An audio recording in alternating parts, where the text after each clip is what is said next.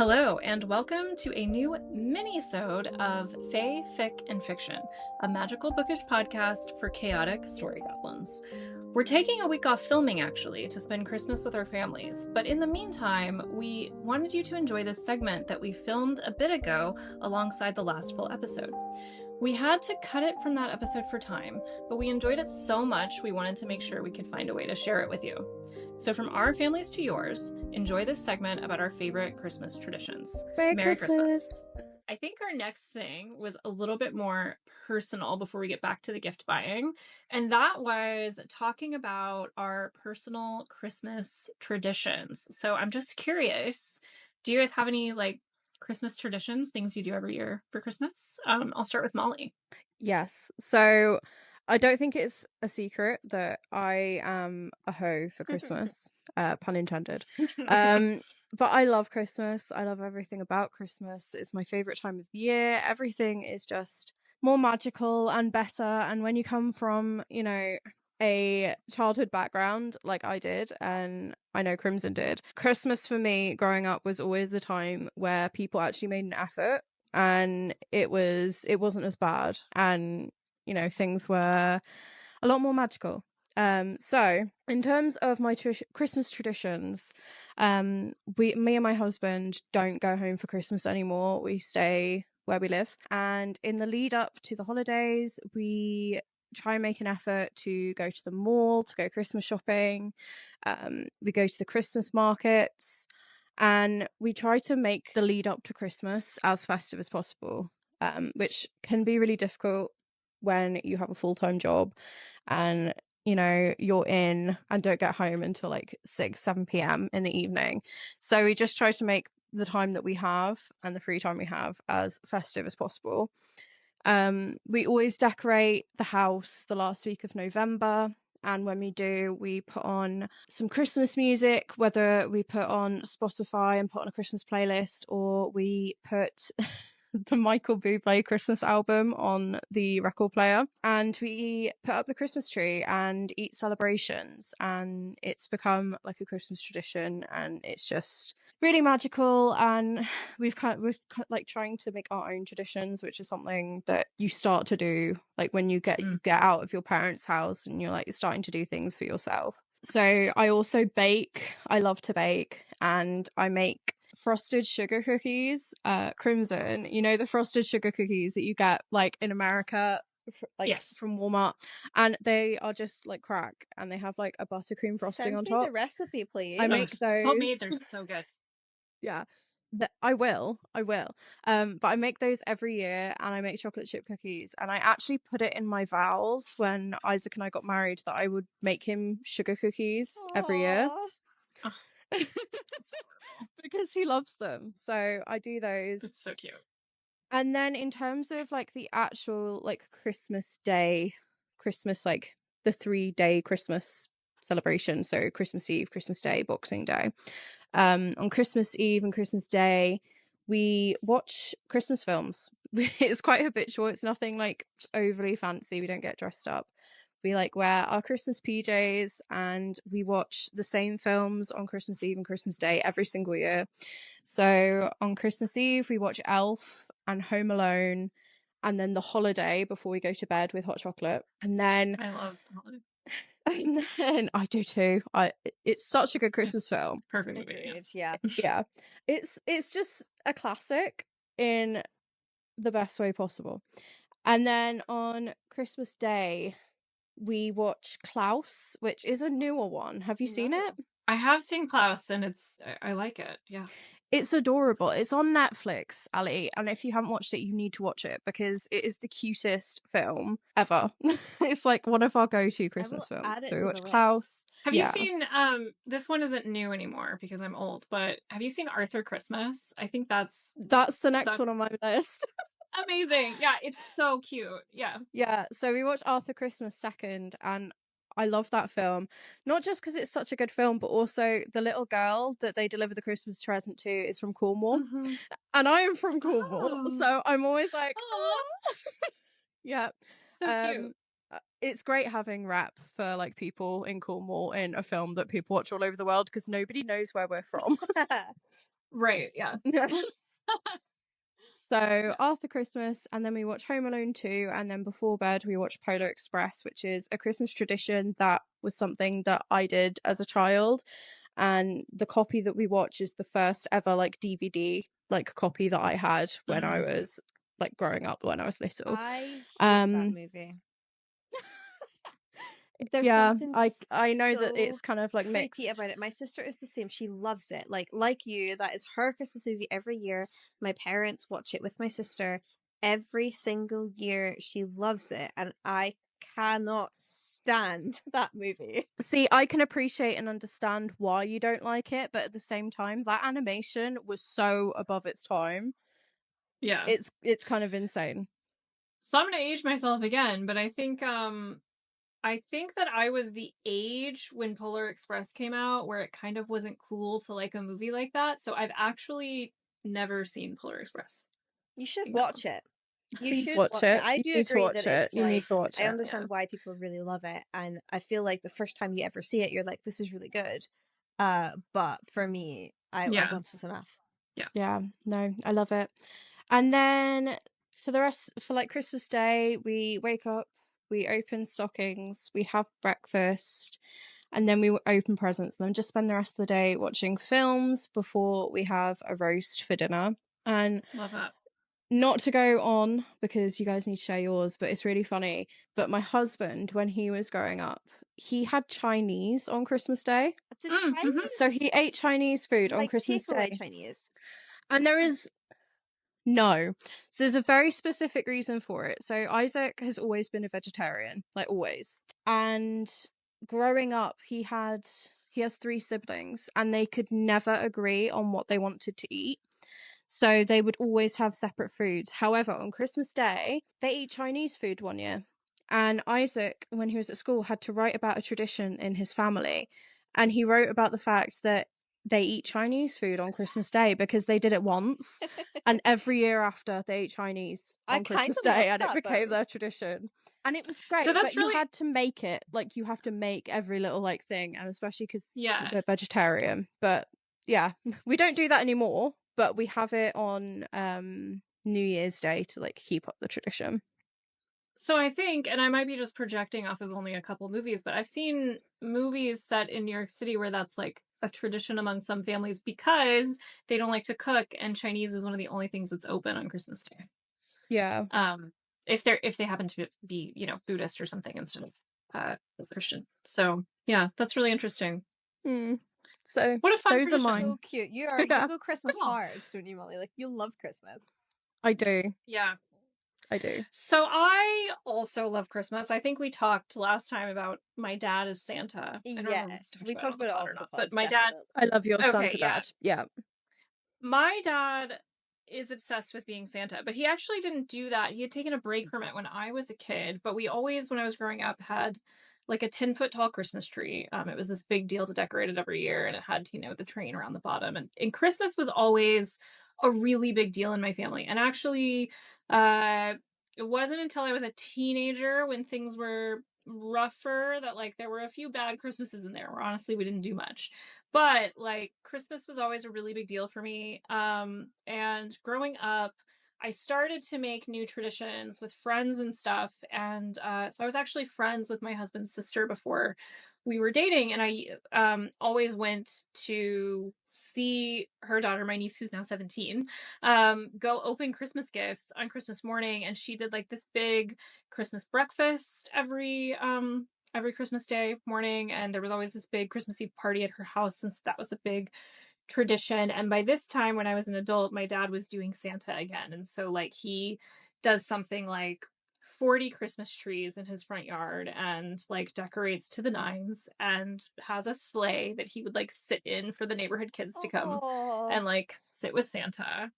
Yeah, and he volunteers at like nursing homes and schools and stuff, and did all that stuff for years.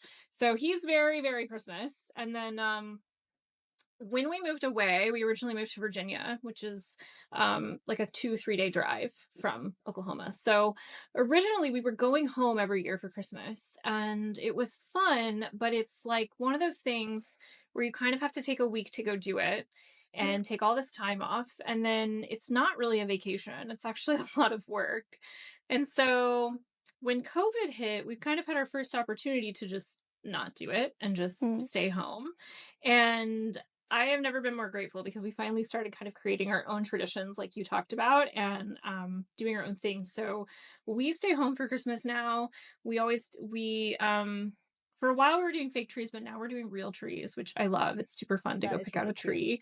And we're really kind of cutesy about it. Like, Santa is real. Nobody will admit who bought the Santa gifts. And there are Santa gifts under the tree that I can predict what they are, and then there are Santa gifts under the tree that I cannot, and nobody is fessing up. No, sometimes Pi manages to give us gifts, and nobody knows where he's going to buy those. And such a clever boy. Such a classy boy. He also signs his Christmas cards, which is really cute with little poppers. I'll cry. He's so clever. I love it. And then even though we're not with the family anymore, we do make our own Christmas breakfast just for the two of us, and we FaceTime and Zoom to watch people open gifts. Although I think that might finally be dying off because honestly it's gotten awkward. Weird. Like the older everybody gets. Yeah. Yeah, I don't really like it. To be honest. It made a lot of sense during COVID, and it was also like this big break in tradition because it used to be that we would all sit around the tree together and do this. And then we kept with it so I guess I missed one. In 2021, we actually didn't spend it by ourselves, but we didn't go back home where the big Christmas was. We went to where I'm going to go for Thanksgiving because they had just had my nephew Malcolm. And so they invited us for Christmas. So it was really small. It was just like it was just a smaller group of us. And we did FaceTime just like when we opened their gifts that they had given us. But last year we tried to FaceTime for like the whole thing, and it was really not good. It was like, it was awkward because you can't tell what anyone's doing, and it's just really confusing. And then you're over here and you want to be like, thank you for the gift you gave me, but like literally no one can hear you. So what's the point? But yeah, and then there are some other things we do around the season so that are starting to become traditions. So the two that have been tradition for a while now are I always read Christmas books at Christmas, like Christmas romances. And also there are certain movies. So I like to watch Love Actually every year, even though I know people hate it now. I don't care. I love Love Actually. It's fantastic. I also love The Holiday. The Holiday is so good. And we do watch Elf most years. It's like, that's probably my favorite family Christmas movie of all time, I think. And then I love watching cheesy Hallmark Christmas movies or like the Netflix ones. Yeah. And John has started to be okay with watching them with me. And he's watched a couple with me this year because he's realized like he's allowed to make fun of it because they're dumb. And he's also... like, because some things that we watch he'll make fun of, and I get mad at him because you can't make fun of like Shadow and Bone in front of me or something. But yeah, so watching those, and then the other thing is now that we're in Europe, because this is not really a thing in the United States at all, is going to Christmas markets. So we went to all the Paris markets last year, and it was really fun. And then this year we're actually we've booked a weekend trip to go to Strasbourg because they have a huge Christmas market. So I love that. Yeah, Christmas markets are elite. Have you ever, Crimson, talk about Netflix Christmas movies? Because I love a couple of Netflix Christmas movies. I really love The Princess Switch, the one with Vanessa Hudgens in it. But those are fun. You ever seen The Christmas Chronicles? I have seen The Christmas Chronicles, yeah. I love that movie. Oh, yeah. I like that one. It's not my favorite, but I do like that one. Really like it's fun. I don't know why it didn't fully hit for me, but I think because I watched it with like 5 other people. And honestly, it was with John's family, and they are not good at watching movies in a group. Like, they will talk throughout the whole thing, and it drives me insane. I do think... and his mom is really bad. She will ask you questions the whole time. Like, she'll be like, why is he doing that? And you're like, I don't know. That's my sister. We have the same she does that. What's he doing, Dad? Where's he going? What's he doing? So if you watched it, you'd know. Yeah, or you wouldn't, and that means I don't know either. Like, she's really funny. But she also, like, this is not a Christmas movie at all, but we watched, oh, what is the one where it's like the woman's story, but it's like from 3 different perspectives, and it's, like The Last Night or something like that. And it's like medieval, and it's actually like she gets assaulted in it. Like it's not a happy film, but like it's like you first see the story from like the man's perspective, and then you see it from another man's perspective, and then you see it from her perspective, and you're trying to figure out what really happened. So it's really, you know, a feminist kind of thing. We're watching it, and about partway through the movie, when it's clear there's a question of whether or not this woman consented to this thing already, my mother-in-law is just like, you know, I think I'd kill myself if I was born back then, because there was no television. Oh, that's the reason. That was the reason. Right. Okay. Because she'd be so bored. I think Netflix movies are really frowned upon, you know, but like there's so many good ones. Yeah. I mean, other than The Princess Switch and The Christmas Chronicles, I mean, I really love The Holiday. A Christmas Prince is on there. There's 2 I really want to watch this year. The first one is Love Hard, and that's the one with, is it Nina Dobrev in it? Yes. Yeah. And the other one is the, what is it called? Falling for Christmas. There's one with Lindsay Lohan in it. I didn't get to watch it last year. Falling for Christmas is good. Falling for Christmas is delightful. Falling for Christmas is really good. I definitely recommend it. The other one that I would recommend to literally anybody, because it's legitimately a good film, is Castle for Christmas. Is that with the Scottish guy in it? Yeah, and Brooke I think Shields. if I made Alex watch a Christmas movie where there's a Scottish man in it, and I'll tell you guys now, it's not accurate, he will get really mad. So that'll be one I'll have to watch on my own. I just do it for funsies. It's a really good one if you're bookish too, because the whole storyline is that she's an author who's written like a long going series, like a very long running series, and her books are extremely popular. And then in the newest one, she does something, there's like a twist that people don't expect, and they hate it. So they're really mad at the new book. And so she has always wanted to see this castle in Scotland because it's like somehow related to her family history or something. And so she goes to see it and finds out that it's about to be foreclosed on. And so she wants to buy it because she's a rich author and she can. And the guy who owns it, who's the Duke of whatever, is like, but broke, is like, okay, but it has to go into escrow for however many days until Christmas, and you have to live in the castle, and I'm also not moving out. And so his whole idea is that it'll stave off the bank until Christmas, until he can figure something out, but he'll make her life miserable the whole time so that she won't want to buy it anymore. And so it's like this forced proximity thing, and it's like really cute. Interesting. So, I haven't seen that. Adding to my Christmas watch list. Yeah, it's one of my favorites. But the Falling for Christmas, the Lindsay Lohan one, is also delightful. It's an amnesia trope. Love it. Right. Very cute. I watched one recently called The Christmas Inheritance that I thought was very cheesy but very cute, and it has the guy who plays Pete from The Office in it, and he's yeah. What about you, Ali? Let me have a wee think. I'm a little bit funny because my Christmas traditions will change depending on where I am for Christmas. So last year was the first year that we spent in Glasgow with Alex's family. The first year I lived here, which is 2021, I went home by myself. And then in 2022, Alex went home with me. So last year we spent our first Christmas with his parents, and we're spending Christmas here again this year. And then next year we might go back to my mum's and stuff. So if I'm at home, my family are like so routine when it comes to Christmas. So occasionally we'd go to a Christmas market, but they always watch the Polar Express. But Christmas Day is a whole event in itself. Like, it's wild. So we wake up really early, I would say 8 or 9. We have breakfast, and my mum had this thing where we weren't allowed to enter the living room until we'd had some toast. She was like, if you don't have breakfast, you're not opening your presents. It was wild, and I was not ready to eat at like that time of the morning. It was really weird, but I kind of get it, because by the time that we finished opening presents as a kid, it was time to get ready to leave the house. So obviously we weren't going to have time for breakfast.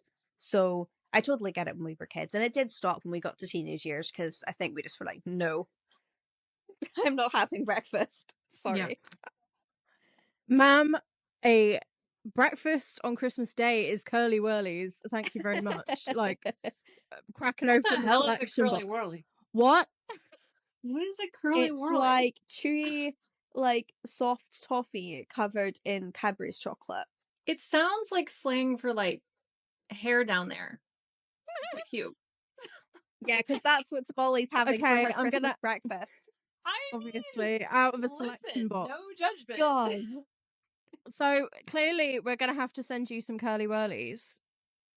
I've never heard of this. That's They're really very nice. I interesting. really like them. Okay. But yeah, so So you have toast. I was gonna say, like, we just take other things that we have all year round and shape them like Christmas trees. Like, we don't really, there's nothing. We have curly whirlies all year round. It's just Oh. on Christmas Day you get like a selection box, which is just like a box of like 7 different types of chocolate bars, and it's in like Christmas packaging, like a stocking. And you'd always get one when you were a kid, and I was like notorious for taking everybody's curly whirlies growing up. I think like everything that we got was like just straight candy, like, M&Ms and a candy cane or whatever. crunchies were another thing in the selection. I don't remember eating a lot of that I was never allowed to have. Oh. I wasn't allowed them. My mum took them off us. What? Yeah, it's something about them like being really hard for your teeth when you're a kid. So I'm pretty sure my dad did all of our crunchies. What's a crunchy? It's like a honeycomb covered in chocolate. Yeah. Oh yeah, okay. Elite. Is Delish. That sounds good. No, Sorry. you're Anyway. so good. You're so Go ahead. good. I'm trying to think of what else. Yeah, so once we've like opened all our presents and everything, then we would get up and get changed. And like we weren't to spend the day in like comfy clothes family. You would be comfy enough, but like you'd wear jeans, but you actually had to put some sort of effort in. And then we would go to my grandparents and we would have Christmas dinner, and it would always be in for 3 p.m, but we'd never get it until at least 5, because at Yeah. least Standard.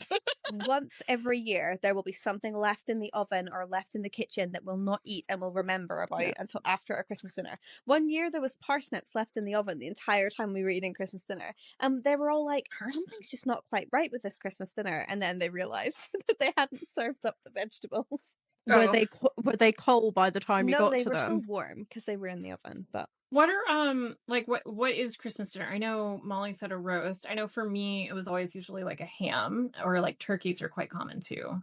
What did you have for Christmas dinner? depends. Growing up for me it was beef, but obviously I don't eat meat anymore, so it's like a corn roast. Yeah. Wait, corn? Like the vegetable?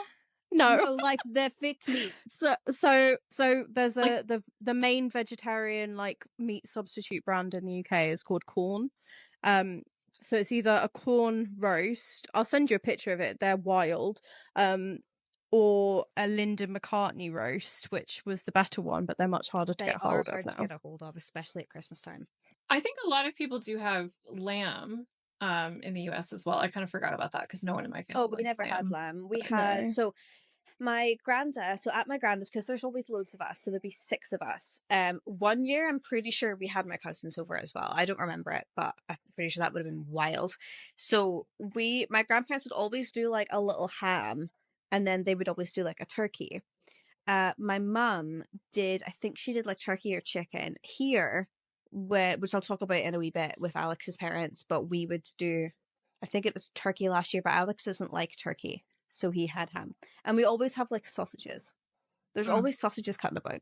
Yeah. That's nice. I like ham because it's so easy. Yeah. Is the thing. I don't really like ham. I don't like the texture. What goes on your plate, Ali? So for mine, I go with like the meat or the meat substitute. Roast potatoes, Brussels sprouts, but they have to be roasted. Honey roasted carrots, parsnips, some stuffing, only on Christmas, not throughout the year. And then I make Yorkshire puddings, and we have onion gravy. On my plate, I would usually have roasted vegetables, but not parsnips because I hate them. We I would get roast potatoes and whatever meat I'm having, usually like turkey or chicken, and a couple of like the cocktail sausages that we'd have. And my granda would wrap some of them in bacon or some of them without bacon, so I would just like have like a couple of both. Pigs in Yeah, pigs in blankets. blankets. Brussels sprouts are a big thing for me, but that's kind of it. We don't do Yorkshire puddings. I love them. Cranberry sauce is a go-to. You don't have Yorkshire puddings? No, it's weird. But is your cranberry sauce? But is your cranberry sauce like the tradition, like the real kind of cranberry sauce, or do you do like the, like in the U.S. it's usually like the jelly in the can, which is what I like. Both. It needs to be in the shape. I need to be able to see that it was in a can. No, before. we would Then get that's it with in the a jar. lines. Ours would be in a jar. Not a can. Yeah. Well, that's Sorry. disappointing. Anyway, To be fair, I don't think tinned cranberry sauce is as big of a thing I over don't think here. it is either. I Most think of the it's time jars. It's in like a little jar. Yeah. Yeah, I mean, France is very there. A lot of things that we would put in a tin, they put in a glass jar. It's bizarre. It's the same here. Yeah, it's the same, but it costs more to ship. So, like, why would you do that? It just doesn't make sense to me. Yeah, that's fair, I guess. I didn't think of that. But yeah, so with my grandparents, we'd have dinner, we'd open presents, and then we'd always watch TV. But we always have to go back to my grandparents' house on Boxing Day. So when we were really young, we'd stay over, but there's not as much space anymore now that me and my sister are like real human beings. So we would go back the next day, and then my mum always makes a parsnip and curry soup, which is amazing. For someone who hates parsnips, I love this soup. And then we would have all the leftovers from the day before, eat a load of biscuits. We always play a board game, and my grandmother always wins. Like, there's not one game that she hasn't won, but she doesn't know what she's doing. She's like, "Oh, is that me? Is I love is it my that. go? Did I win that?" And you're like, "You've just won the whole game. Like, what are you doing?" She knows. I'm determined she knows. That's great. That's I love it. amazing. But moving out with Alex has been really interesting because I obviously live in Scotland now with his family. So his Christmas is a lot more relaxed. A lot of it's in pajamas. We had food in the house last year, but Alex and I have like got a couple of Christmas traditions that we love. So the first one, and I love this one, is that we always go to a Christmas market specifically to take a picture in front of this one stall that's always there. And no matter what Christmas market you go to in Scotland, there's always one there. And they sell like bags of like potpourri, like bags of like pine cones and like dried out oranges and stuff. And they always sell these like really weird Christmas ornaments that are like these really fat fairies with skirts. Yeah, this is just fat, creepy fairies. They're terrifying.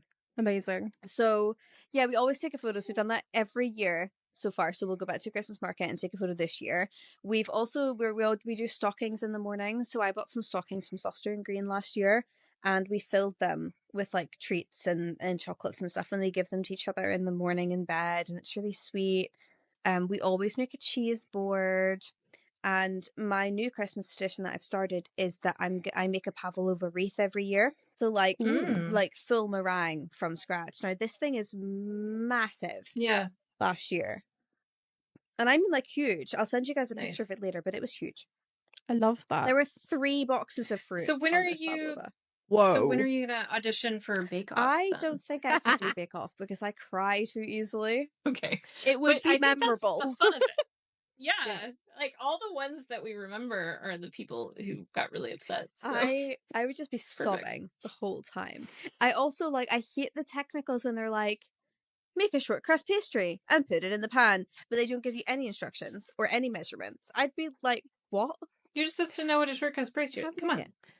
And she'd lose her shit every time that Paul Hollywood spoke to her as well. He would look at me and I'd be like, into a puddle. Yes, please. Just yell at him that he doesn't know what a taco is. It's fine. Love Daddy Bread. I love him too, but the taco situation made me angry. I purchased us a new Christmas tree last year because, get this, Alex's parents chose Alex to pick what Christmas tree he wanted, and they have not changed their Christmas tree in like at least 10 years. Their Christmas tree was bright blue. It had lights on the Christmas tree that you couldn't take off that were rainbow coloured, and they had like 3 baubles, a couple of McDonald's toys hung on the Christmas tree, And it Well, was bizarre. So last year, I bought them a new Christmas tree. I got one of those frosted, snow-like Christmas trees. Bought Mhm. loads of bubbles from like B&M Bargains or something, and decorated it. Amazing. It's the best time of my life. So I'm excited to get that Nice. back out again. But regarding actual Christmas traditions, I love that. our most of ours happen like before Christmas. They're not actually like on Christmas Day. I think what you've mostly taught me during this this summary is that parsnips are way more of a thing in the UK than I they do are in not the like United them. States, because I will guarantee you that there will be people listening to this podcast who have no idea what a parsnip is. Bloody love Like, for sure. parsnip. Only I at love them. Christmas. But I didn't discover them until I was an adult, until I was doing keto for a while, and they're a low carb veg, so that's why I discovered them. But yeah, they're not, I mean, you can buy them in the US, like they are a thing, but they're not common. Like we don't I really eat don't them a like lot. them. Yeah. It's like same thing with turnips. It's like, yeah, you can easily go buy a turnip. I but also nobody's hate eating them. turnips.